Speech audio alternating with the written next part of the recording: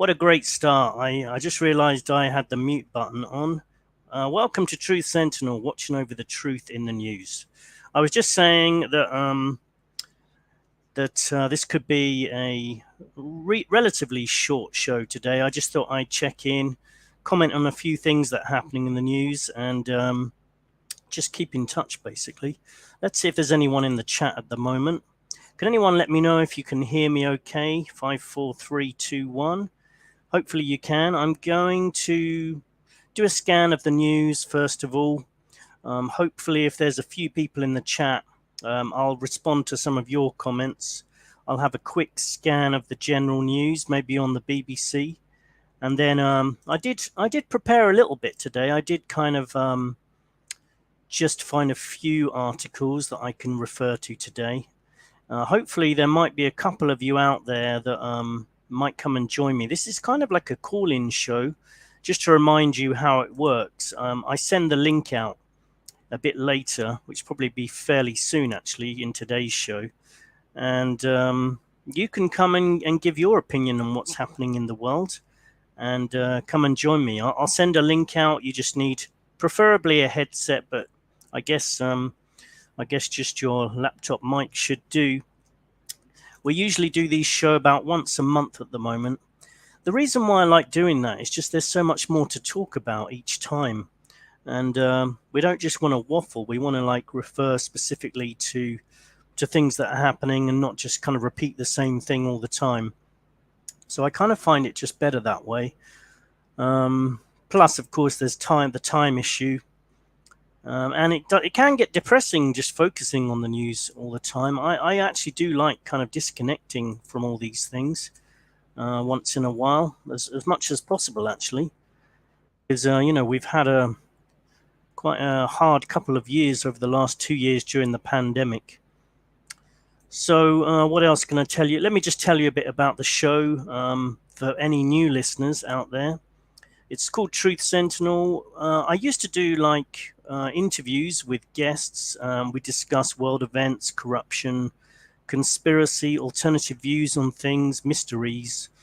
And I first started this probably when I was living in Ukraine. And there was the coup kicking off over there at the time. I think that was like 2014. I just heard a tapping. Was that a gecko? Could be a gecko in my room. I've also got the Truth Sentinel cat here, which oh, wait a moment. I think my camera seems to have packed in. That's a good start. Is anyone in the chat? Can you just confirm that you can hear me at least? I'm going to try reconnecting the camera. It wouldn't be such a bad thing if you didn't see me, to be honest. Let me have a look at the settings. Yeah, if anyone could let me know if you can hear me, at very least, anyway, that would be good. I don't know why the camera's packed in, but I'll sort that out. I'll get my technical department to investigate that in a moment. But it would be useful if anyone's listening. Could you let me know if you can hear me clearly? Thanks for that. And I'm going to do a scan. Hopefully I can share the screen. My camera will probably come back in a while.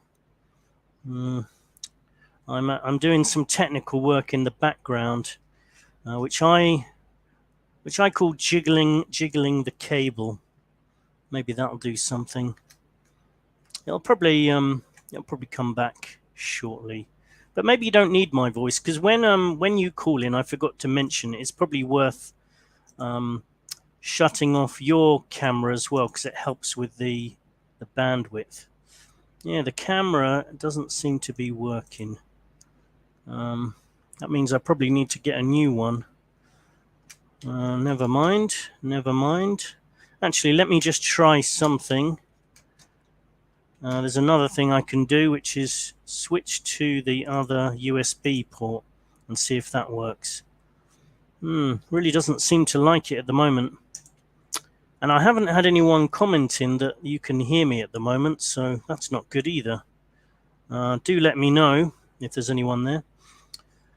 Let me just test sharing the screen. I could at least do that at the moment. Let's have a look. So let me know if you can see the screen at the moment. I'm showing the BBC website. I thought I would just start today by just generally commenting on what I can see there on the BBC website. Let me just say a welcome to everyone in the chat. And if you are there, please let me know if you can hear me clearly. I'm slightly worried that my everything's breaking down here. Ah, that's good. I've got Bob there. He can hear us, so that's good. So anyway, let's just have a look at the news today. Hopefully you can see that. Basically, on the top left there, it's got Mariupol defenders ignore Russia surrender deadline. I don't think anyone really in Ukraine or outside, especially outside the West, I don't think they're aiming to de-escalate this war. It seems to me that it's pretty clear they want to make this war escalate as much as possible, especially the US and the West. So we'll probably mention Ukraine a bit in this episode. Personally, the way I feel about Ukraine at the moment, having lived there before as well, is obviously I feel sorry for some of the people that live there and that are in danger. Although the media would have you believe that the whole country is completely decimated. It's not, but still, you wouldn't necessarily want to be living in some of these cities like Kiev. People do worry, but the propaganda from especially the Western media is just so bad that I just think, as an outsider, you can't really build up a real big picture of what it's all about and what's going to happen anyway. So I'm almost inclined just not to say much about it. I just think it's a mess. It's a mess, and I do think it's been created. I do think they're trying to escalate it, and I think it could have been stopped. I think it's there to serve a purpose, personally. What else is in the news here? Well, we've got trucks stuck for miles to meet deadline to leave EU. Maybe that's just another symbol of or sign that there's a breakdown in the logistics supply of food and other products, and that's going to start hitting home soon. Everyone's talking about it. It could be that over the coming months, the food supply is going to dry up. And maybe anyone out there can tell me what you think about that. Remember, today is a chat show. Oh, hi there. I see we've got some people in the chat. Let me just say hello to some of them. We've got Bob. We've got Kieran, we've got Gormonger2 saying howdy, Scott, and welcome everyone. Just to remind you, this is a call-in show, so I'll send the link out later. Maybe you can come and have a chat with me. Tell me what you think is happening in the world. Personally, I am kind of making some casual preparations at the moment. When I say casual, I just mean that I'm not like a traditional prepper. I haven't been storing tins of food for years. Let me just have a sip of tea. Sorry my video's gone, everyone, but it seems to have disappeared at the moment. I'm just going to have a sip of tea, so I'm going to stick that on mute for a second. There we go. What was I saying? Oh yeah, preparations. So I haven't been storing tins of food away for years. In fact, I've stored nothing away from years. But the way I'm thinking is, in a place like Thailand, where I am on a tropical island, do I really need to store food at all? The food is all around me. I need to learn how to get it as quickly as possible, day by day, when I need it. So I'm learning to fish. And my first trial in that area was pretty successful. Bob, who I think's listening, was there too. We both caught a fish on our first day. We tried to barbecue it on the beach. That was another matter. But I don't think it's going to be long before we could probably guarantee we'd catch at least one fish a day. Should everything, should society completely collapse and we have no other source of food, we can get fish. Then I've also bought a climbing harness. I used to be a climber, a tree climber, when I was younger. I don't mean just for fun. I was a professional tree climber in my early 20s. That meant I climbed trees, cut off branches, cut down trees, only for environmental purposes, I would add. And it was a long time ago, but I bought the gear again, and I'm going to climb the trees here because we've got thousands of coconut trees here. So that would be another source of food. You could virtually live off coconuts. You've got the coconut milk, you've got the coconut water, and the coconut itself. And then also dried coconut makes dried coconut shells are perfect for starting fires. So I'm trying to learn all the techniques for starting fires, catching fish, climbing coconut trees. I'm growing potatoes at the moment. Goremonger 2 said, yeah, I see food shortages. If it ever stops raining, I can get my garden going. Yeah, I don't know. My feeling is this could happen fairly soon, but we've got some time to prepare. So I'm thinking maybe 3 to 6 months we've got at least. So if you haven't started preparing, my personal opinion is we should start doing it now. Let's continue my scan of the news. So North Korea tests new weapon to improve nukes. I'll click on some of these links just so you can see clearer what I'm referring to, because I don't know how large these are popping up on the screen. Just checking that camera one more time, just in case you want to see my face later on. Seems to have really died. I hope that doesn't mean I need to buy a new one. Ah, damn it. Who needs it anyway? Let's forget about that.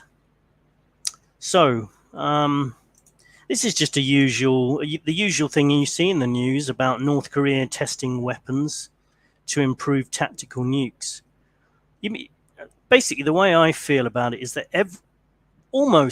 maybe not all, but almost every story on the BBC in particular, and all the big news outlets, is there for a purpose.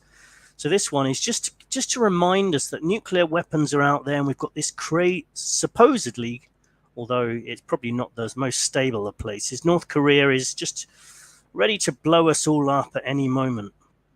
And there's a picture of Kim Jong-un smiling and clapping as he watches the new missiles launch. I mean, is that all he does every day? Does he have breakfast, have a coffee, and then just watch a nuclear missile firing off every day? Because that's what it seems like, according to the BBC. What else? We've got this sunken warship, the Moskva crew, shown for the first time since sinking. This is just propaganda. I'm not saying it didn't happen. I'm just saying the propaganda has just been ridiculous. It's so one-sided in the West. I mean, imagine if the BBC put up a story and said, "Oh, look, Russia just blew something up, and oh, what a tragedy! And oh no, Ukraine's losing." It's not going to happen. It's so ridiculously one-sided that I think it actually does a disservice to Ukraine. It doesn't help them out because it's so obvious, just propaganda. Let's see. What do you think? Keep sending your comments in because, as I mentioned earlier, but I had my microphone switched off. I think Seth may be joining us later, but he may not. I think he may have overslept today, but it's partly my fault because I have been pretty slack with these shows, haven't I? But I was. I don't know whether I had unmuted my mic while I was telling you that. Partly I like doing them monthly just because there's more to talk about. Goremonger 2, yeah, I've already read that one. Keep your comments coming in about what you've noticed in the news, everyone in the chat, because it really helps me to keep the show on the road. I'm going to scan through in the meantime. Johnson to visit India. Every time I see Boris Johnson, I just think, what a buffoon. It's hard to believe that someone like him and Biden are supposedly the most powerful people in the world. Of course, we know they're not. They're just puppets. And someone was asking me why, what proof do I have that the world leaders are puppets? But personally, I think it's obvious. What do you think? I don't think these people have any power at all, or very limited power. They can probably get a few things done, like if they had a friend who said, "Oh, I need help. I haven't paid my gas bill. Is there anything, can you pull a few strings?" They can probably help some of their mates, and that's probably all they seem to do anyway. Okay, down here we've got elderly deaths contradict Shanghai figures. And I guess that's one of the topics of today's show, is what the hell is going on in Shanghai, and in particular. But it's not only Shanghai. I've actually got quite a good, some good contacts in Shanghai and in China, in the form of my students, who always give me an update each week, even though they don't know that I do a podcast show or anything. I always ask them at the beginning of the lesson. You can hear the tension in their voice, that some of them have been locked down. One of my students told me she's been locked down for 4 weeks and has not even stepped outside in 4 weeks. She said a lot of people are running out of food, and even when they can get food, it does take them all day to get the food, because they have to ring round so many different delivery services, because they're all ridiculously busy because of the sudden need to supply everyone in the city all at once. And she said that she's getting very anxious. And she actually said, one of my students said, which is very strange to say in a lesson. Normally, then, in China, you can't, people are literally, I mean, they're listening to us as well, but the surveillance over there is crazy. I mean, if you say something in a lesson to me that's anti-government, then you could end up being in trouble. And I've definitely started to see the cracks already. One of my students said,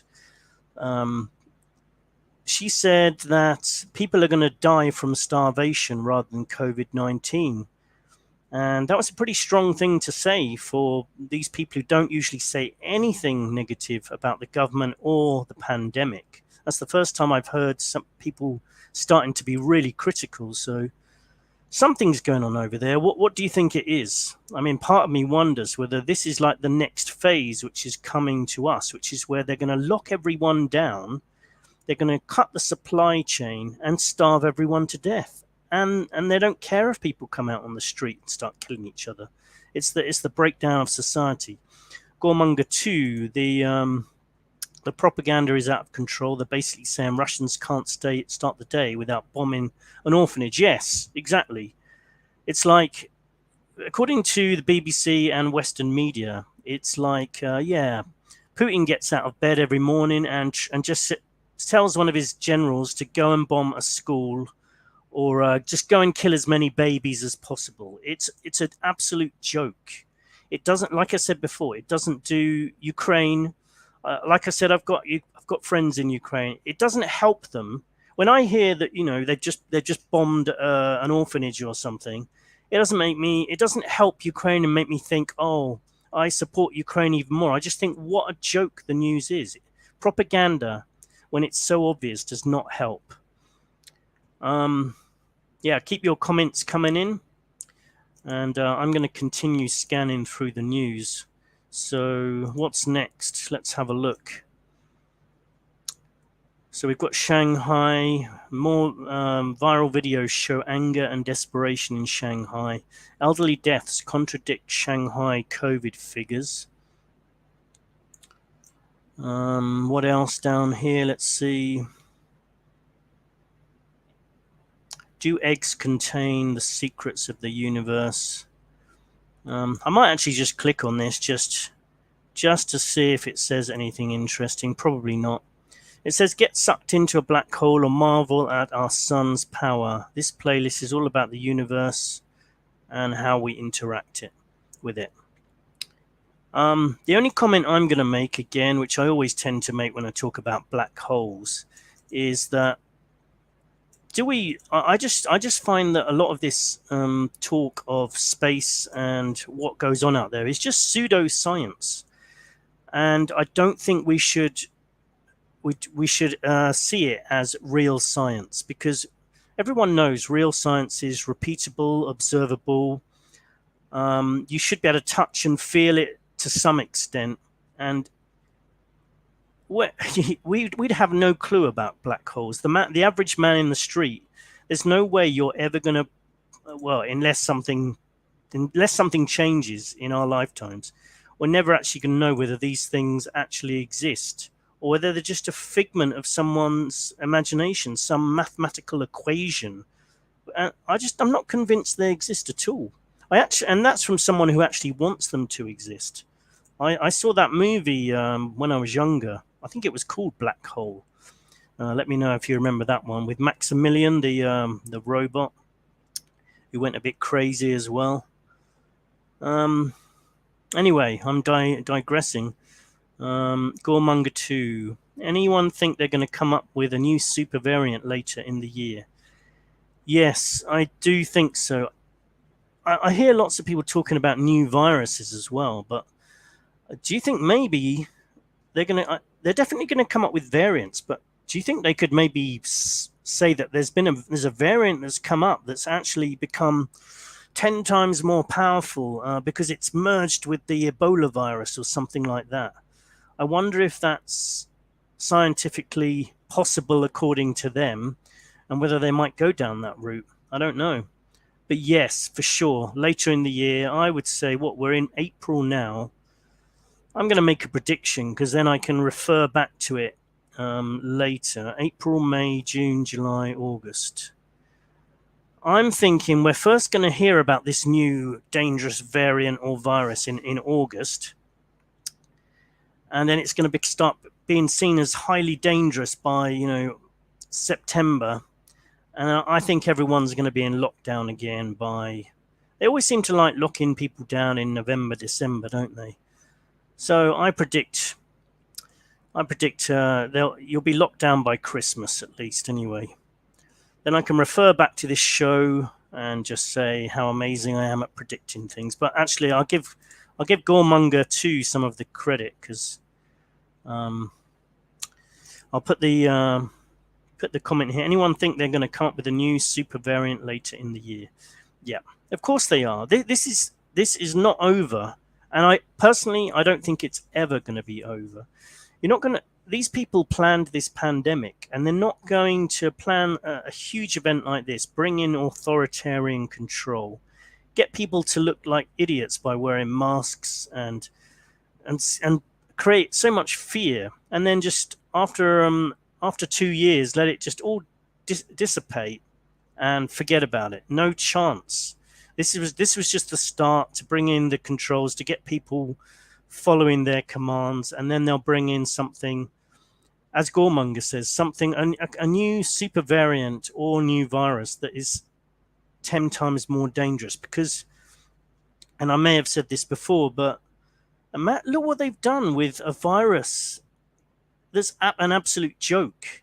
A virus that's, depending on your mathematical calculations, you could quite easily say it's like 0.01% risk of death for someone under the age of 65. I think that would bring, if you ran your algorithms, I think you'd be something like that anyway, or even less. And look what they did to the world over that. It's just utterly ridiculous. There's just no one will ever convince me that any of that made sense. It didn't make sense at all. But imagine if they tell the same people, oh my God, this super variant, it's merged with Ebola, and now it's going to kill 45% of people that it comes across. That's when you're going to get a Shanghai-style lockdown, where people are not allowed at their house at all, and they have to have food delivered. And I will never be in that. I will never obey that situation. I think there's a lot of people who won't. That's when some people are going to take to the streets. But a lot of people, and I would say over 80%, probably more, they'll do exactly as they're told, and they will stay in their house for a year, and their skin will turn white and blister, because they are that obedient. They will literally wait to die in their houses.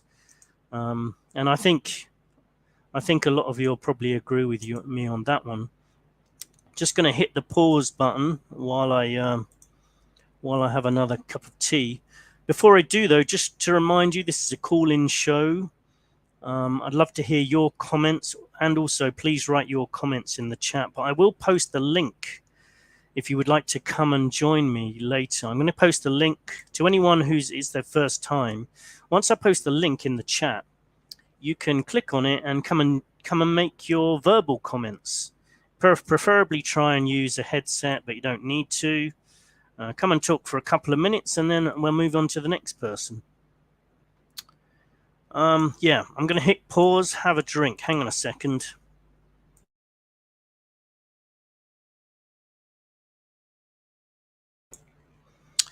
It's absolutely essential as far as I'm concerned, tea and coffee. Coffee's a morning drink for me, but when I'm doing something like this, I need tea to keep my thoughts straight. Okay, let's scan further down this. The world's most polluted capital city. See, that's just something to tell you. Remember, you're all killing the planet. Just by existing, you're killing the planet. And when half of you die, you'll be thankful that we killed half of you, because you're destroying the planet. The alternatives to Russia's gas. There's a lot of talk about not paying any money to Russia for gas and trying to find an alternative source, although most people say there is no alternative. Going further down, there's Harry and Meghan, who recently started advising people, more and more have been advising people how to live their lives, and they're very much on the climate change wagon. That's not to say, by the way, just to clarify, I do think you should be sensible about, what you do to nature. Don't go chucking rubbish around or chugging out loads of fumes from the back of your car. I often get them in the face while I'm going around on my motorbike on this island here. But I don't believe for a second that we have any possibility of making any changes to how many degrees temperature changes there are on the Earth because of what we do. I think it's a joke. Not a funny one either. Jack Dorsey here. NFT of Jack Dorsey's first tweet struggles to sell. Well, you know why it struggles to sell? Because the guy who bought it was an absolute dick. And it's ridiculous. You basically how much did he pay? He paid $2.9 million. What for? Just a kind of electronic tag that says he's got the first tweet. It's a joke. It's just a joke again. It's ridiculous. And I think there's been talk of Elon Musk buying Twitter. And I heard Alex Jones. I still try and defend Alex Jones because I do think he's 10 times better than the BBC anyway, at the very least. But now he keeps aligning himself with people like Trump, and now he's going on about Musk, how Elon Musk is fighting the global elites, and he's offered to buy Twitter. Well, it wouldn't be such a bad thing if he did and restored its freedom of speech, but I honestly don't. I just don't have much faith in Elon Musk at all. New COVID vaccine. Here's some good news for us all. If you hadn't had enough vaccines and you were really worried about COVID-19, well, they've got another one for you here. Valneva COVID vaccine approved for use in the UK.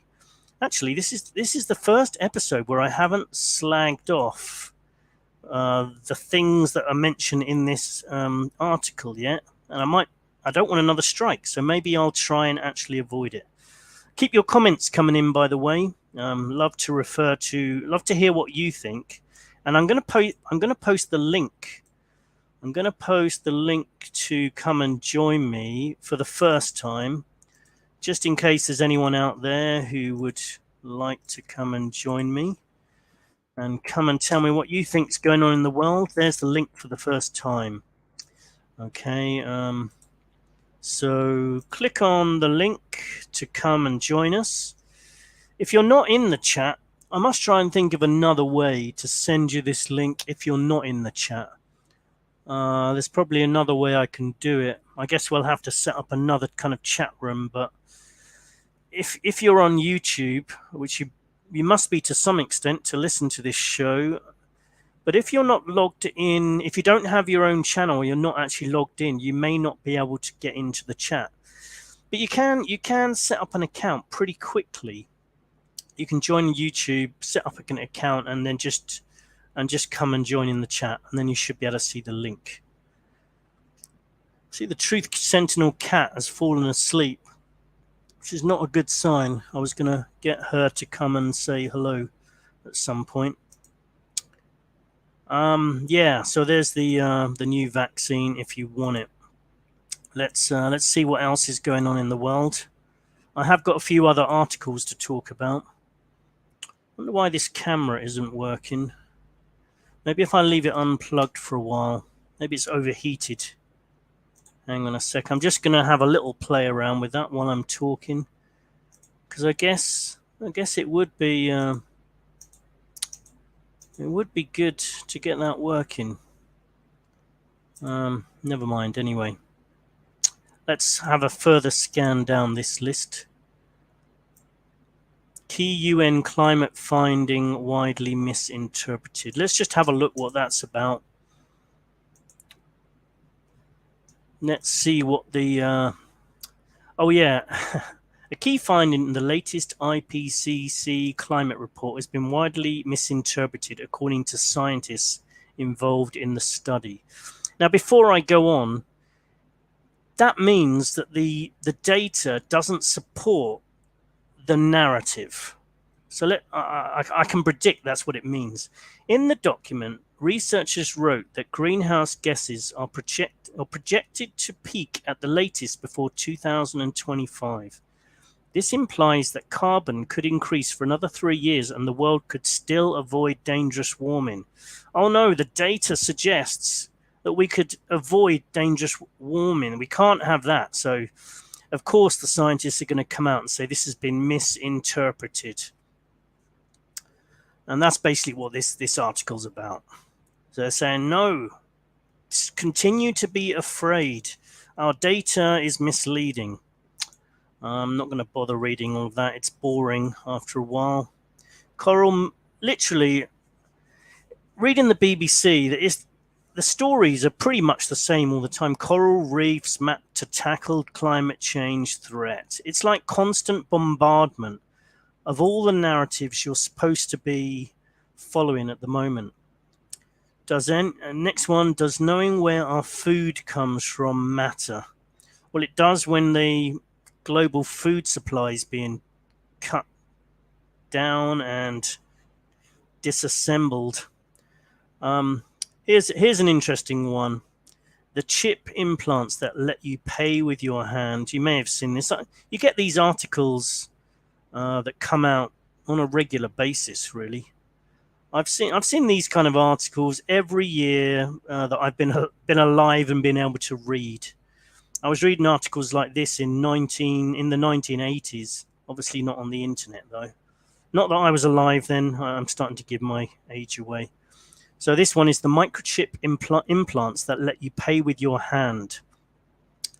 Patrick Porman causes a stir. I've heard about this guy many times now. He's one of the Swedish guys who's had an implant put in his hand, and he pays for using his credit card just by scanning his hand.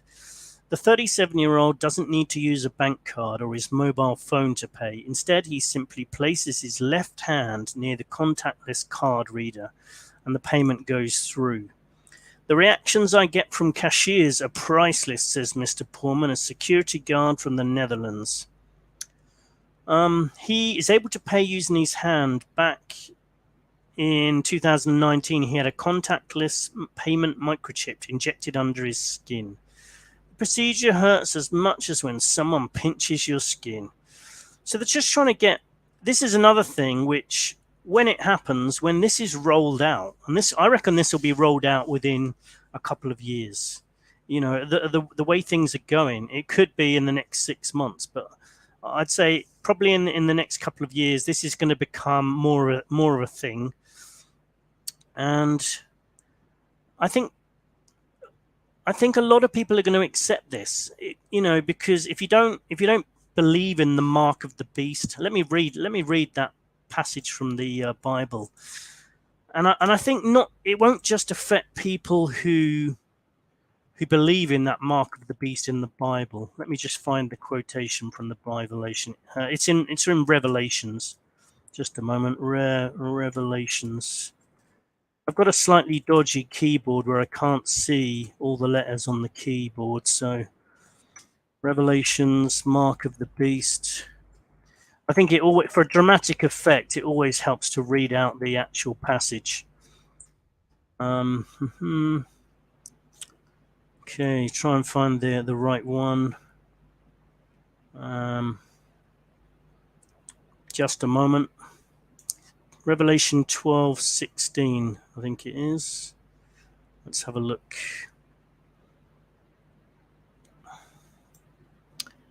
I'll try and give you my condensed version while I'm trying to find the actual one. It basically says, he causes all rich and poor to carry a mark on their forehead or hand that they cannot buy or sell without it. How come I can't actually? I swear the whole internet is changing. Normally, if you put in Revelation mark of the beast, I'm not even joking, it would come up instantly.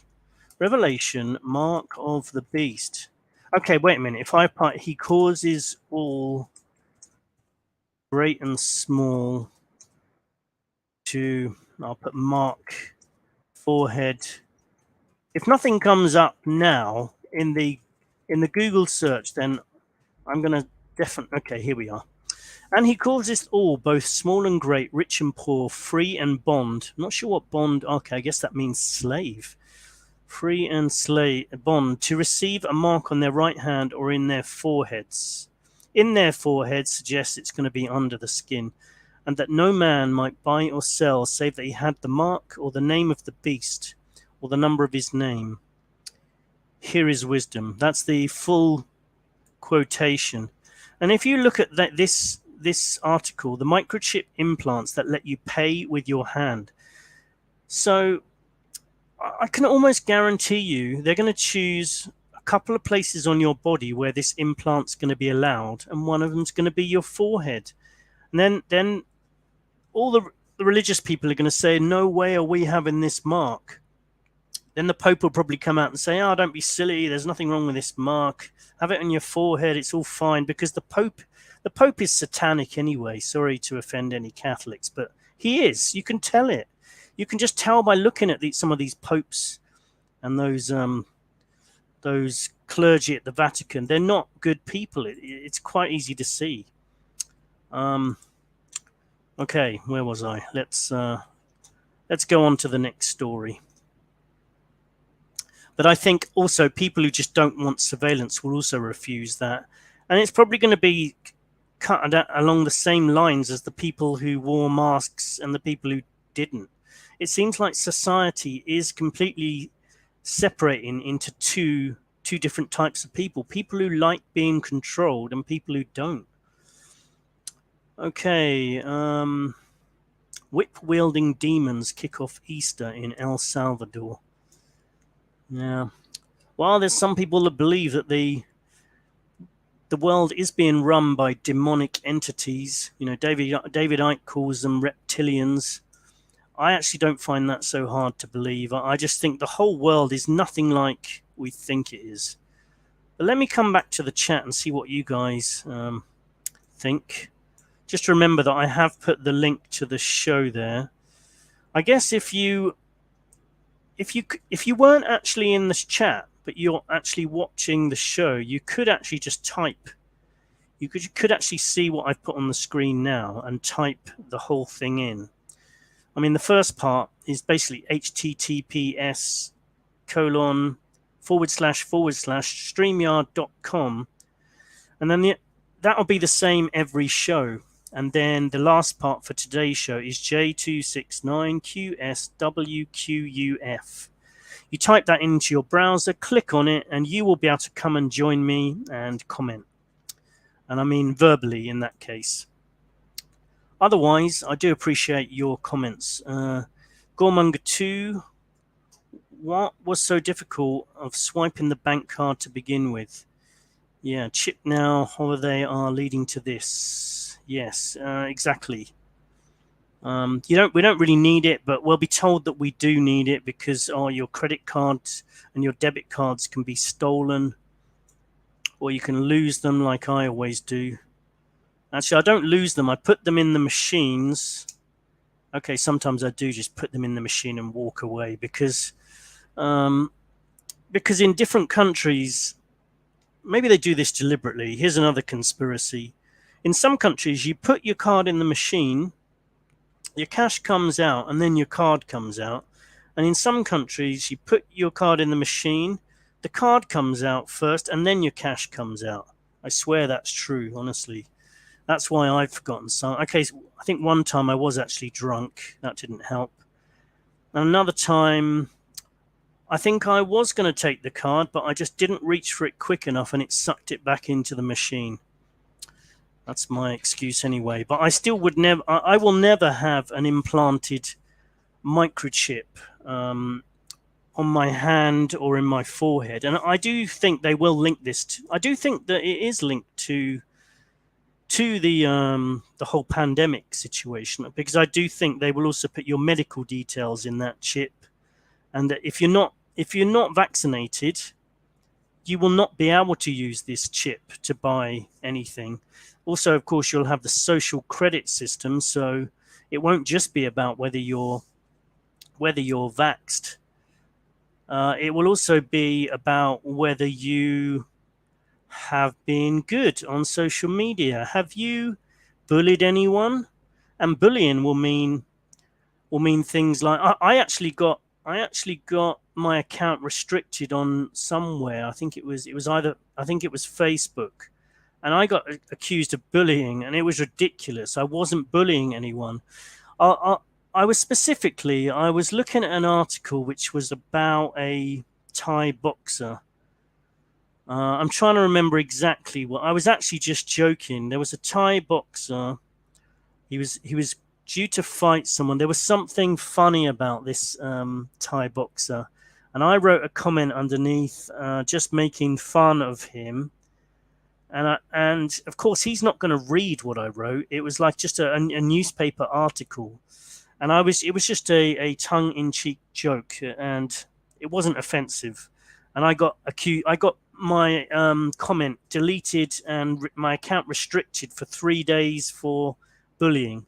So it's just a joke. But in the future, that'll mean, okay, you cannot withdraw money, you cannot buy or sell for 7 days. So go home, think about what you've done, and if you come back out in 7 days, we might give you access to your funds again. And of course, in the future, your funds will just be basically, yeah, that's what's going to happen. There's going to be no such thing as jobs in the future. Your job will be to be a good member of society. That's your only job, and you'll get paid by the government, as a lot of people do now, or get social support. Everyone will get social support, and your role in life will be to be nice to people around you, to not stir up trouble, to agree with government suggestions, and to not cause any trouble, basically. To do as you're told. A bit like they were trying to get you to do during the pandemic. It was just a training exercise, and it's not over yet. And Klaus Schwab will be overseeing the first rollout of some of this stuff, obviously. Keep your comments coming in. I'm kind of starting to run out of things to say, although I do have some articles to talk about.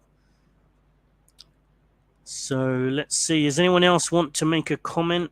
Anyone else got any things that's on their mind? I'm going to post the link to come and join me again, in case there's anyone out there who wants to come and have a chat. It'd be nice to hear from you. This is a call-in show, just to remind you. So there's the link again. Do click on that if you want to come and say hi. While in the meantime, I'm going to have another slurp of my tea, so I'm going to go on mute, and I'm going to put up the first of some of the links that I had a look at before I started today's show. Some other things to comment on. Damn it, I can't even show you the Truth Sentinel cat today because for some reason the camera is not working. That's a bit of a shame. I think probably what I'd do normally would be to log out of the whole thing, but I'm not going to do that because that just wouldn't work, I don't think. So let me go to some of what I was going to talk about in today's show. Just before I do, a reminder that this is the Truth Sentinel call-in show where I invite people to come and join me. And to tell you about the show, we discuss world events. We have done in the past. I've interviewed guests talking about corruption, conspiracy, alternative news, mysteries, anything strange, paranormal, prophetical, conspiracies. I first started this show back in about 2013 or 14, I think it was, and I was living in Ukraine. And it just seemed that I was traveling the world, and a lot of countries I was stopping in, there'd be world events going on, and it kind of made sense to start a podcast. I mean, part of the reason was I was listening to John B. Wells, who was another guy, some of you may know, who was also doing podcasts on a similar line. He was on that George Norrie show. What's it called? My mind's gone blank. What was it called? The George Norrie show. If anyone can remember what show I'm talking about, the main show, that George Norrie was a presenter, John B. Wells, and they talked about Bigfoot and a few other things. Well, anyway, that was the idea. I started my own podcast because I started uploading John B. Wells shows and then thought, hang on a minute, I travel around and I've got lots to talk about, so I might as well do it too. That's how it first started. I used to do shows on particular topics like MH370, the disappearing plane. We did shows on cryptozoology. I interviewed the guy that was going to donate his head. He was going to have the first human head transplant. That actually had a happy ending. He fell in love and decided not to have his head cut off in the end. So go back through some of the playlists. You'll see some interesting interviews there. I should actually try and bring some of these old episodes back to light because they were pretty good. I interviewed the Dice Man. He was probably my favorite author. He wrote a book about how if you wanted to lead an interesting life, you should throw a dice, give it 6 options, and make at least 3 of them things you would never ever do. They could be good or bad, but they should be quite significant. And if you roll the dice and that number comes up, you have to do it. He wrote a book about that and spawned a whole generation of people who tried that. I lived like that for a whole 2 weeks and ended up in some pretty bizarre situations. So anyway, today's links. Today is, I guess, the main topics that are happening in the world at the moment are mostly Ukraine, COVID-19. It's coming back. It's obviously coming back. The China lockdowns, which are draconian, and are probably a taste of what's coming to us later. Some of the links I found. Okay, there was the Shanghai lockdowns. I think I've already clicked on that one. The war with Ukraine. I think I mentioned earlier that I just find the whole Ukrainian situation, it's difficult to take anything there that's happening seriously because there's so much propaganda. But at the same time, I also find it annoying when there's people out there, truthers I'm talking about, who just like literally say nothing's happening there. I mean, there's obviously something happening there, and I've got friends there, so I know there's things happening there. I'm just saying that every event that happens there is being used for propaganda purposes. Okay, well, I mean, have a look at this one. This is from the Bangkok Post here in Thailand. Let's have a look at this. I'm just going to show this one. because I just thought it was interesting. I thought it was kind of interesting. I don't think we can believe almost any figures that we hear in the media, but a lot of the time figures can be checked. And whatever you think about what's going on in Ukraine, people are dying, and there is a lot of dark things going on there. I just know it. I mean, I've sometimes I get people my friends and ex-colleagues in Ukraine will send me things happening outside their window. I mean, one of my friends sent me a video, and a bomb just exploded right next to her house, and it must be pretty frightening. That was actually in Lviv in West Ukraine, which I actually thought that just you'd almost be safe there, but they are having occasional bombs going off there as well. You can see from this article, 21,000 civilians in Mariupol have been killed. Now, we can't necessarily say that that's accurate, but we can't say it's not accurate. I would suggest when it comes to numbers like that, it's probably going to be verifiable later. And I think what we can take from that is there are a lot of people dying. I wouldn't doubt that. And yeah, one thing I wanted to say about some truth is people who just literally say that every time you see an article where it says somebody died in the war or something, it's fake and it's not true. And if you see a video of someone getting their leg blown off, that's fake. And if you see someone lying down and there's just a little bit of blood coming out of them, they look as though they look pretty, and they say that they've just been blown up or something, that's fake. And I just don't like that. I think it's stupid. I mean, sometimes that could happen. I mean, there's going to be false flags. There's going to be set up scenarios, and we've definitely seen evidence of that.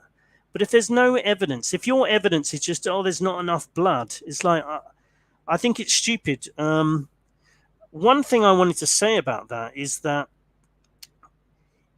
if you believe that the world leaders are psychopaths and the media are liars and they do want to kill people, and there is a depopulation agenda and things like that, why would you believe that they would need to get a team of actors to set off a fake explosion to pretend to blow off someone's leg? Why would they need to do that? These people are psychopaths. They would have no problem at all about using a real person, an innocent person, and blowing their leg off. Why would they have to get a team of people to fake it? Why not just get a real person and do it? It doesn't make any logical sense. These people are psychopaths. So I think keep an open mind to things being staged, but not everything. Not everything is staged. There's some kind of war going on in Ukraine. Yep, there's going to be lies, and yes, there's going to be sometimes things exaggerated, and there's going to be sometimes things played down to fit their narrative. That's for sure. The other thing I wanted to have a look at regarding the Ukraine-Russia situation is this. Ukraine conflict. How will we know if Russia used chemical weapons? I find this whole thing just so stupid. Am I the only one who thinks this is so stupid? I saw them the other day. At the time, roughly 4 days ago, they started saying, "Oh, we think there might have been a chemical attack. We think, have a look around. We think, oh, there's 2 people dead over here, and oh, there might have been a substance. There might have been." And they know the significance of this because the US have said, well, if there's any evidence of chemical weapons, hi Big Rob, hi Gormonger 2, hi Kieran, thanks for joining us, thanks Bob. Keep your comments coming in. I just wanted to quickly acknowledge everyone in the chat. Yeah, so chemical weapons. Am I the only one who thinks it's ridiculous? They're just desperately looking to escalate the war. So they're just looking for traces of, they're going to find them at some point. But the whole logic behind it, I find ridiculous. It's like, Okay, we've just seen they're saying that 21,000 civilians have been killed in Mariupol. Doesn't matter what you think, whether that's true or false. Even if it's half and it was true, so let's say it was 10,000 people have actually died over there, civilians, blown up, tortured, or whatever. They won't escalate the war over that. That's fine. It's all okay. That's just normal war. That deaths occur in war. That's using conventional weapons. You can fire a missile into that house over there if you want. You can blow up the entire family, men, women, children. But wait a minute, and you can do that. You can kill 10,000 people, no problem at all. Everything that's just normal war. Oh, wait a minute, we've just come in this house here. What's this we found on the floor? Quick, bring in the reporters. Call Biden, call Boris Johnson. There's some chemicals here. Well, I can smell something. I can smell chlorine. Oh my God, let's get on the phone. We need to get the nuclear silos prepared. This could go nuclear. The red line has been crossed. We found a chemical weapon, and we think one man has died over here. You can see it's just a joke. And to be honest, you can go further than that and say all the rules of war are a joke. It's just ludicrous, the whole thing. Really, people talk about just get the world leaders to have a fight, and that can decide who's won the war. And people just think, oh, don't be ridiculous, that's stupid. It's like, well, okay, so the alternative of 1 million people on each side die until there's nobody left, that's actually not stupid. Also, the other aspect about the chemical weapons aspect, which they're desperately looking for. Let me just close that one and refer you to this other link here. Phosphorus is a chemical, and some weapons use phosphorus, and it has pretty nasty effects. It melts your skin right down to the bone, even beyond the bone. The US-led coalition has used white phosphorus in fight for Mosul. General says they don't hide it. But technically, see, the thing is, technically, white phosphorus is allowed during war. So you can have this kind of chemical, but you can't have the kind of chemicals that we don't like. If you use those, then you're committing some kind of genocide. And then that's the other stupid thing about genocide. It's like, what's deemed as genocide or war crimes is controlled by Western media, I would say. Putin's a war criminal, but Tony Blair, Obama, and George Bush, they're not. No, they killed people using the correct type of chemicals, and they killed people with drones and with other conventional weapons, high-tech weapons. High-tech weapons are good. They just you've got these missiles that will fly down the street, turn left, go underground, blow up an entire family by mistake. Oops, sorry about that. But that's okay. That's acceptable, even if you blow up an entire family by mistake, which is what happened recently. I think Biden led the team that blew up an entire family by mistake in Afghanistan as they were withdrawing. That's not any kind of bad thing. No, that's acceptable. But Putin blows up a family, and he's a war criminal instantly, and the media will all club behind that as well. So that was one of the things I wanted to mention on today's show. Gormonger 2, the few times they mentioned chemical weapons, it was lies. Yeah, that was in Syria, I believe. But yeah, it's always lies. It's always lies. Propaganda from the West is out of control, stoking up the war. Yeah, they want. There's no. Who out there is seriously trying to de-escalate this war? Not many. I don't think there's many people who want that, even if they pretend they do. Okay, so I thought I'd mention about the phosphorus there. I'm probably going to be winding this show down soon, but let me post the link again, just in case there's anyone who would like to come and say hello and give your comments. Anything you wanted to talk about. Also, if there's anything you wanted to mention in the chat now, you want me to kind of pull anything up and have a chat about them, please post your comments now, because Yeah, it's like it's 10 past midnight here, and I might start heading off to wind down for the evening myself. I said today was going to be a bit shorter. Seth, to be honest, I blame myself partly. I haven't been so promoting this show so well over the last few months, and I've been doing it monthly because I kind of preferred to have more to talk about, and it can get depressing just focusing on it all the time, to be honest. So Seth, I think, and Seth has to get up early in the morning, and I would never get up the time he does, to be honest. 8 o'clock, I would cancel the show if I had to get up at that time. So send your comments in. I've just posted the link for anyone who would like to come and join me today. We'll probably have another show. Basically, we'll have another show either within 2 weeks or within 4 weeks, or unless something big happens in the world, and then I'll probably do a show after that. I think we've got Andre who's going to come and say hello in a moment, which will be good. Always good to chat to Andre. Just going to see if there's anything else I was going to mention. Mention chemical weapons, the rules of war, the new vaccine, the Shanghai lockdowns. Oh, I've got a couple of other things to mention, but let's speak to Andre first and see how Andre's getting on and what he would like to talk about. Andre, how are you? How are you? Not too bad yourself? Yeah, pretty good. Can't complain. Just been taking it easy, really, for the last few weeks. What's on your mind today? Yeah, I've also missed your last few shows. I had a bit of an accident about a month ago. Fell off a ladder and ruptured my whole damn patellar tendon in the middle of my knee. So I had to have a big brace for 12 weeks. So, yeah. That's pretty nasty. Yeah, long recovery, and hopefully I'll get it back on my feet in the next few months.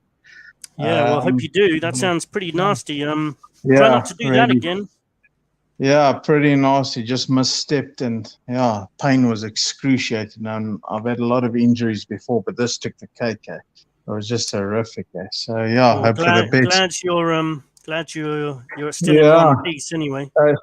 Just lying in bed and then listening to your show. Yes, I see. You remember we spoke about, what was it, 6-7 weeks ago before this Ukraine thing kicked off, and you remember I mentioned and you guys agreed that something was definitely coming up sometime soon, something big, and it seemed like we were pretty accurate, eh? Absolutely, yeah. I do remember. I remember on a couple of shows, I think on one show we even said they're going to start a war or something. But yeah, it might have been when we were chatting to you as well. It's happened.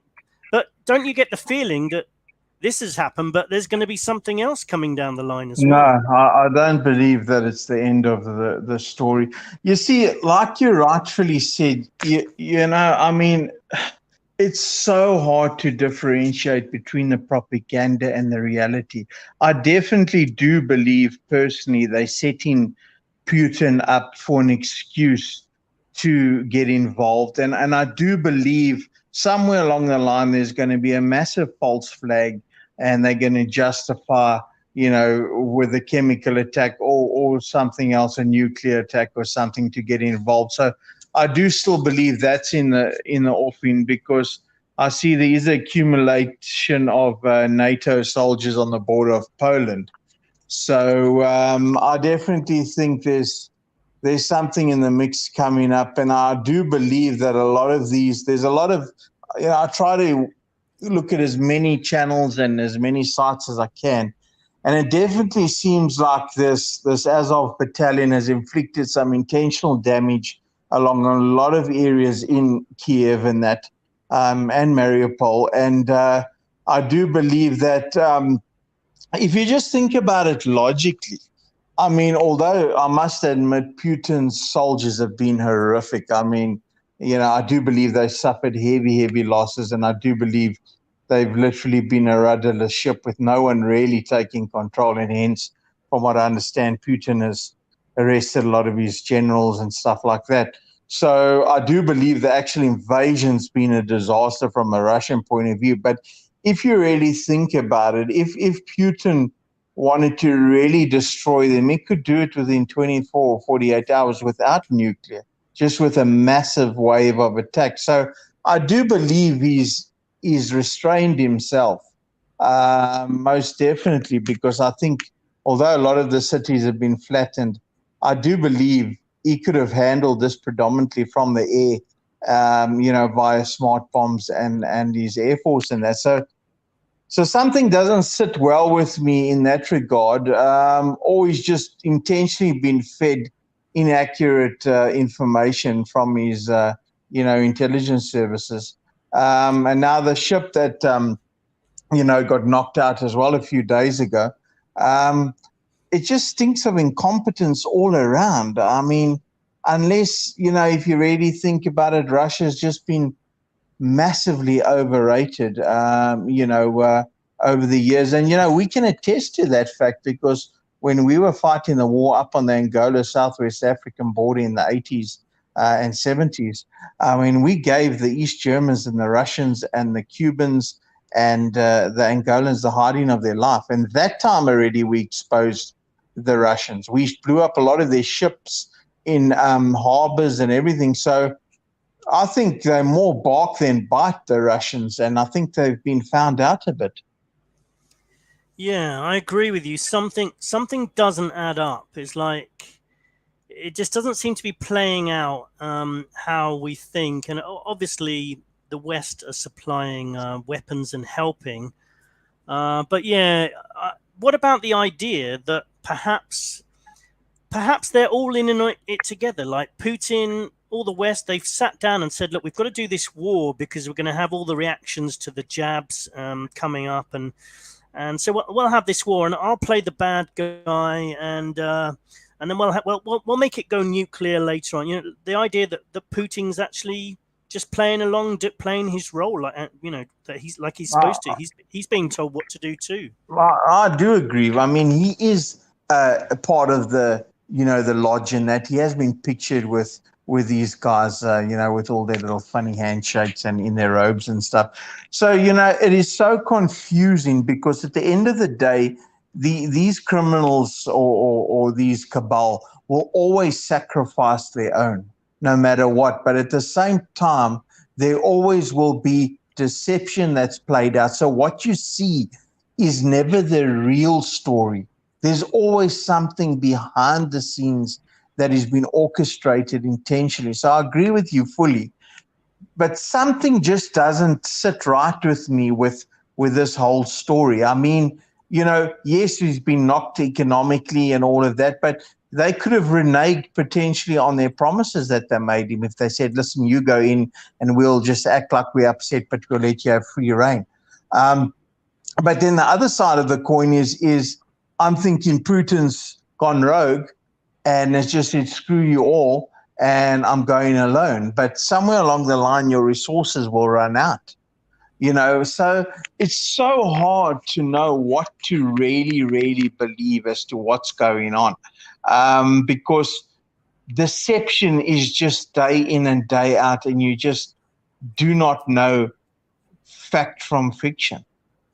Absolutely, that's the conclusion I've come to, which is why I listen to people analyzing what they say is happening, and all these people who've studied wars and things. I just feel it's meaningless. It's just you can't read anything in the news because it's all propaganda. You can't read the BBC and think, oh, I can form an opinion about what's going on here. That's why I'm inclined to think that Putin's playing a role, and it's all part of a global plan. I mean, he was part of he was actually mentioned by name by Klaus Schwab as part of one of the World Economic Forum leaders that they have intercepted and infiltrated, and as part of their team, along with some of the Western leaders. So, and then Putin said he was going to threaten nuclear war if he felt that NATO or other countries were ganging up against him and that there was no chance for Russia to win. It's all a big mess. That's the only thing I know. It's a mess. And yes, and then as usual, you'll have all the fat cats that come in, just like Iraq, where they then rebuild the whole country, make massive profits, and they score all the way, to the bank. So, there's always a method in the madness, because that will be years and years of reconstruction. You'll most probably have the American companies going to set up shop in Ukraine and start reconstructing the country, and making massive profits through that. But I agree with you fully. That very funny with the Iraq War, whether it was the first one or especially the second one, everyone was cheering for this imbecile Bush and Blair.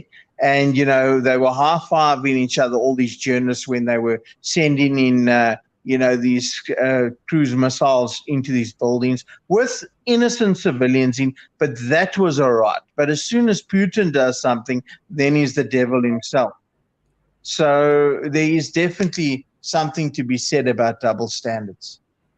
Oh, the double standards are just so obvious at the moment. And the same with the Russian soldiers and Ukrainian soldiers. I agree. The Russian soldiers have undoubtedly done some terrible things, but so have the Ukrainians. I mean, a lot of people probably saw that video of the Ukrainians unloading the POWs off the back of minibuses and then shooting them immediately in the groin or the leg area, torturing them and killing some of them, and then taking their phones and calling their mothers back in Russia and joking about how they've just killed their sons. I mean, war is a terrible thing, which is why, although I was tempted to join the army when I was younger, just because I like all the gadgets and everything, I could never do it. It's just, I don't want to be part of the sickness and the darkness of that kind of thing. It's not going to be a pretty thing at all.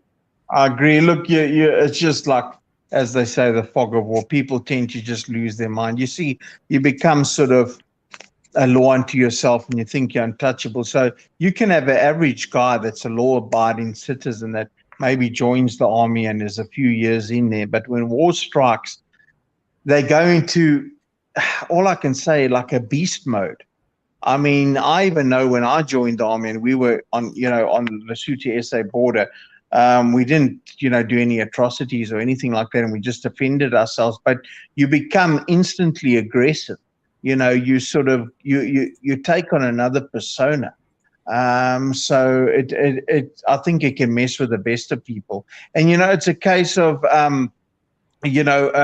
dog eat dog type world. Kill or be killed in a proper war environment. So I agree with you. I saw another video this morning where they show Ukrainian soldiers, was it Ukrainians that had killed a bunch of Russians, and they just say, oh, they're taking a nap, but you can just see blood splattered everywhere, and they're like in a room, etc. So yeah, I mean, you got the Russians driving around with mobile, crematoriums. So I don't really, I mean, look, they're saying now 21,000 Russians soldiers have been killed. How will we ever know, if that's true? Especially like on that ship now the other day, they say only 50 people got out. So they're claiming that about 450, died with the ship. But yet the Russian propaganda machine is showing old footage of a general shaking the captain's hand on the side of the quay, So it's all about cover up. It's all about perception. It's all about, misdirection. It's just literally one big soap opera. It is. It's all full of lies. I mean, if you think back to the Iraq War, I mean, there was that one road where the Iraqis were allegedly retreating, hundreds of thousands of them, I believe. And apparently, we went and the US and the UK and the Allies went in, just literally, just killed the whole lot of them, hundreds of thousands. I mean, we never really got to. We never really got to know for sure exactly what went on there. But when it comes to this war, we're supposed to believe that we know exactly what's going on, and the Ukrainians are killing people nicely, and the Russians are brutally killing babies and blowing up hospitals. And you wouldn't do that for a start. Putin's not stupid. He wouldn't go around blowing up orphanages as a target. Something. There are false flags happening in this. And also about there's that whole story about the one guy raping 10-year-olds and then murdering them and all that stuff. I mean, one never knows what. And then of course, I don't know if you watch a lot of TikTok, But I don't know if you've listened to these recorded conversations between the Russian troops and their mothers and that they phone. It's actually quite interesting. You can hear it is legit, in how they say about what they shot up and then also how it's going and what stuff they've stolen. And, one guy stole a blender for his wife and she's so happy. And then, he stole something for himself. And they have found a lot of looted stuff on these Russian soldiers. So there's definitely a bit of a free for all. There doesn't seem to be a command and control structure really going on there because, it just seems to be like the law of the jungle there. And a lot of these guys were conscripts and obviously they never really wanted to be there. And they were told they're going on a training exercise and then the next thing they cross in the Ukrainian border. So, definitely Putin is a sort of a mafioso boss. There's no doubt about it that guy is definitely a criminal, and that's why he's in authority for so long. But at the same time, like you say, could be playing a role. You really, to come to an accurate conclusion is nearly impossible. Yeah, I agree. I saw one of the Ukrainian soldiers ringing the mother of a guy that they'd allegedly just tortured to death, and that was pretty nasty. It's pretty horrible. I don't care. Like if you're in war, yeah. If I was in war and I was fighting, you'd have to kill people, wouldn't you? But I think that's another level. That's another level of darkness where you call up someone's mother and you tell her how you've just tortured her son to death. That's just disgusting. I agree. That's animalistic, totally. But the thing is that I saw like I think they've just got a FU attitude, these guys. Did you see there in the beginning, they were given 5-year-old expired rat packs, the Russian soldiers. 5 years ago, they expired, and that's the food they were given. They showed some videos. So, with the Russians, they don't value life. Their troops are like cannon fodder. If you even look what happened at Stalingrad that time in the Second World War, they got no value for life. And if you just go back on all their leaders and over time, they really just, they just for themselves. But I do believe that something bigger is going to occur. Putin has gone too far now that he can't just withdraw because he'll lose face. He's already been humiliated with all these thousands of soldiers killed. He's had to pull back from Kiev, thousands of pieces of equipment destroyed. And then you've still got a situation where they lost the ship now, which I think is like really a real hard pill for them to swallow. So I think retribution is going to be the order of the day. And then they got all these Ukrainians that are held up in that Mariupol steel plant, and they said, either surrender or you die. So I do think somewhere there will be a false flag where something is intentionally done by the West, where they throw a chemical attack or they do a little mini nuke, and they're going to blame Russia, and that's going to justify the whole of NATO coming in. And I think that's going to really kick off. I totally agree. I think that's exactly what's going to happen. The false flag chemical weapon thing, which we've already seen evidence of that kind of thing happening in Syria. They're going to do that, as you said. Then that's going to bring US and NATO in.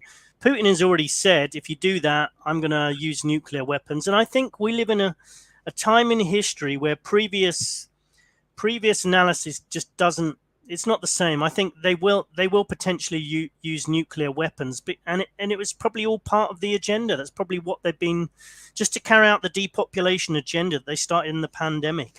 It's pretty bleak outlook, but I think I agree. Yeah, possible. Yeah.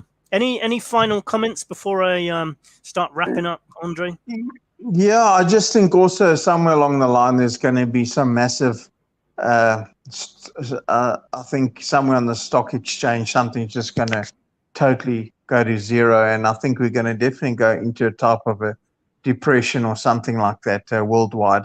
I think they're just trying to look for more justification. If they have a nuclear attack, they'll use that as a secondary reason for another lockdown, because they'll say everyone must, bottle up the hatches and avoid, poisoning. And even if you're in South Africa, that they'll just say, well, the winds will bring it there, so you're equally in danger as you would be in the northern hemisphere. So I think that's definitely a plan in motion. Because just don't forget, that's how the USA got into the Vietnam War, through the Gulf of Tonkin incidents, where they organized a direct hit on one of their ships in the Gulf of Tonkin, and they used that as justification to go into the Vietnam War, with nearly 60,000 dead of the US at the end, and hundreds of thousands, maimed and injured. So, as I say, war is a very profitable business. Yes, indeed. Yeah, I could actually see a scenario where they say that Putin's used a nuclear dirty bomb, which is kind of released. He targeted a bio research lab in Ukraine, and it's spread Ebola, and we think Yeah. that some of the refugees might have it. We're going to have to shut down the whole of Europe because it's like a 50% kill rate, this new virus, and we can't take any chances. Even though maybe nobody's died abroad, it'd be like, we can't take any chance. You're gonna have to shut everywhere down. It's like, oh shit, we think it might have been someone gone to the US and other parts of the world. We're gonna have to shut everywhere down. I can see that happening because we live in crazy times. I agree. Either that or Ebola or smallpox, because it's very contagious, something like that. Because they did say that there were biolabs there, which I strongly believed, and that woman admitted it as well. But tell me, have you seen this new thing about them sort of proving the snake venom story that was in those vials, and in the actual mRNA vaccines? Have you looked into that? Yeah, I have seen that, and I'm keeping an open mind on it. Yeah. I've heard a few people come out against it, saying this is just disinformation. There was a guy on Alex Jones, one of the doctors, said, no, this guy's got it all wrong. This is what they want us to be talking about. So I'm somewhere in the middle. I'm just like, let's see what happens. And in some ways, I almost don't care. It's like, well, the virus or the vaccines, they're poisonous, and I don't even care the origins, whether it came from snakes or the lab or anything. It almost doesn't matter. But I'm keeping an open mind to it. I do think some people are believing it all without having a skeptical mind about it either, though. Yes, I agree. Just here in South Africa, last 2 weeks, they've lifted all restrictions, excluding that if you're indoors anywhere, you still have to wear a mask, which is ridiculous. But anywhere outdoors, you don't need to wear a mask. And all the other restrictions of the curfews and all of that other crap has been lifted for the moment. So that's sort of just all petered out this side. Even when I was in hospital about a month ago, they told me there that nobody comes in for any COVID stuff. They did still test you there when you were admitted, but it's totally petered out this side in South Africa. So it just seemed that whole, I don't know about you in Bangkok and that where you are, but it definitely seems to have come to an abrupt end here. Absolutely, yeah. I'm not actually in Bangkok. I'm on a kind of tropical island further down south. But I was just saying to a friend today, it's almost back to normal now here. Yeah, all the restrictions are gone. You've still got a lot of people here who will just be wearing the masks anyway. But it's definitely a split now between foreigners who are tourists who don't wear masks and the locals who do wear masks. But the restrictions are down. Parties are coming back. Full moon parties happening in Thailand again.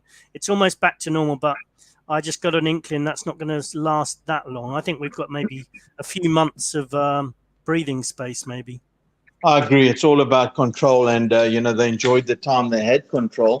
So therefore, I think they're really yearning to have everyone under their thumb again. So that they can really control everyone's life. But I do really believe, just as a final parting word, that the whole COVID thing was purely a trial run for the main show of some other huge, genuine pandemic like the Ebola or the smallpox or something else that is, unmistakable, a huge pandemic. So I think it was really just a practice run. I agree in a certain way, but I think it was it was like it was the main part of preparation for the second one that's coming. And I think it almost makes sense. Block everyone, because otherwise it wouldn't make any sense at all. 0.01% chance of death if you're below 65. But if you can lock the whole world down on a virus with that level of risk, you could prepare everyone. You get everyone to be scared of that. Imagine what you could do if, like 6 months later, you bring out a really dangerous one. It's going to be, I don't think we're going to have long to wait for the second big part that you're talking about. But I still think the pandemic was like a real part of it, though. No, I agree. They'll strike while the iron's hot. But nice talking. Great to hear your show on again. And all the best. And we'll be in touch again. Have a good evening. Always good to talk to you, Andre. Great, Thanks for joining us. Cheers, have a quick recovery. Thanks. Appreciate it. Cheers. Thank you. Cheers, Andre. Bye-bye. That was Andre. Always good to talk to Andre and anyone else who wants to talk to us. We'll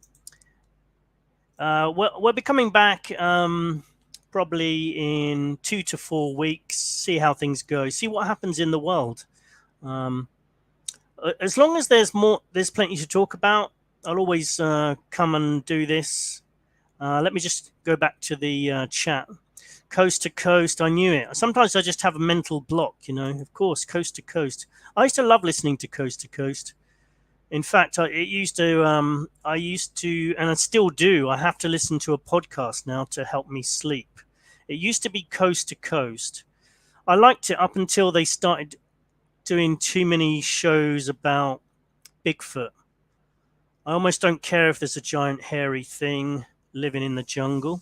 Talking of hairy things, I've worked out how to get my video working again now, and I think we should finish today's show by saying hello to the Truth Sentinel cat, which I'm trying to drag over here now.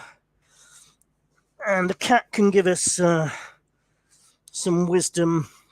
Let me just switch on the camera. Here is the Truth Sentinel cat. Not looking very lively, are you? You could have done better than that. I suppose she's not overjoyed about the fact I just yanked her out of her comfortable sleeping position. I was just going to refer to the chat before I go. The last few times they mentioned chemical weapons, it was lies. True, it was lies. I mean, propaganda from the West is out of control, stoking up the war. It really is. It's all theatre. By the way, if there's anyone else who wants to come and say a quick hello, click on the link. Same in New Zealand, almost back to normal. So it seems like in most places in the world, almost back to normal. But it's not going to go back to normal. Either this was the precursor to the big one, and I don't think they're going to wait too long to bring the big one out, or it's going to be a variant, or it's going to be nuclear, or the dirty bomb, just as me and Andre were talking about. Dead right. Let's finish on this note. I'm going to try and swing things round to a positive note in a moment. Dead right. They have something up their sleeve. Next thing will be awful. You can just feel it. There's going to be a few things coming this way this year. It's either going to be variants, a virus, nuclear war, climate lockdown. That's going to be so ridiculous when that happens. But you think of the amount, you look at the amount of brainwashing that's gone on for climate lockdowns. The focus on environmental issues over the last 20 years in every textbook, in language textbooks, in just discussions, everywhere, articles all the time. Kat, what have you got to say? Not much by the looks of it. Sorry about that, everyone. Climate lockdowns. When it happens, you imagine, right? They go on the news tomorrow, public broadcast in every country, and say, look, this situation is serious. To meet the Paris Agreement, we're going to lower the average temperature. We've got to go into a month or two lockdown globally. We're going to do it this September. think of how many people will be for that. I would say you're going to, I'm just thinking you're going to have at least 70% of people who just be like, yeah, damn right, we'll do that. I might even be underestimating that. I mean, what percentage do you think? How about you, Kat? What do you think? Really not interested, are you? Well, I have to say, Kat, this is going to affect you, because when the global logistics supply breaks down, cat food is not going to be high up on the list of things to get to people. So you're going to be back to eating frogs, my furry friend. And with that bombshell, no, actually, I was going to say something positive, wasn't I? Well, on a positive note, preparation is the key. We know something is going to happen. They're going to bring about climate lockdowns, new variants, a big virus. We're not going to accept it. When they try and bring out a Shanghai style lockdown where you won't even be allowed to come out for exercise. That's what's happening in Shanghai at the moment. For 4 weeks, some people have not been allowed out of their houses at all. No one's ever going to do that to me. I will refuse that. So I'll be going outside. I might having to be going to the Thai jungle, living off coconuts, fishing, trying to grow vegetables. That's obviously going to take time. So coconuts and fish will be my food supply. Have a think about what yours is going to be. I'm kind of feel lucky to be here, actually, because it's not in every country. If I was back in the UK, I wouldn't be able to do that. So that's what I'm going to live on, and I'm starting to prepare for that. I've got climbing gear for coconut trees. I've started fishing every weekend. I've taken up archery. I think we've got some time. I think we've got at least 6 months before. This is just a guess, but I'm guessing that we've got at least 6 months to prepare ourselves. So it's going to be different things in different places, but I think you've got to start thinking about where your food supply or your water supply will come from should everything break down and you don't have access to shops. It's worth thinking about it. That's a positive note because we have got time, I believe. So goodbye from me. Goodbye from this cat is called Needy, by the way, because most of the time she is always needing something. So she seems very docile. I'm actually slightly worried that she's been drugged or something. Just completely doesn't care about anything by the looks of it. So my cat's pretty old, says Big Rob. Still fit though. This cat is actually a lot faster than you would imagine. This cat can sprint pretty quickly. And during a societal breakdown, she'll catch frogs and rats. And whereas at the moment I throw the rats back outside, in the future I'll probably be roasting them over a fire. Thanks for joining us, everyone. I'm going to sign off now, and I'll catch you again soon. Please do send me some emails. Let me know how you're getting on. scottsentinel9@gmail.com. That's Scott with 2 T's. scottsentinel9@gmail.com. Also find our website, www.truthsentinel.co.uk. www.truthsentinel.co.uk, because we still might get kicked off YouTube. We're on 2 strikes. We only need 1 more and we disappear. See you, everyone. See you, Big Rob, Gormonger2, everyone else who's listening who didn't make it to the live show. Johnny's List, Kieran, Bob, signing out. Thanks for joining us. Let me just add the, just to keep this professional, let me add the outro music. Bye-bye, everyone.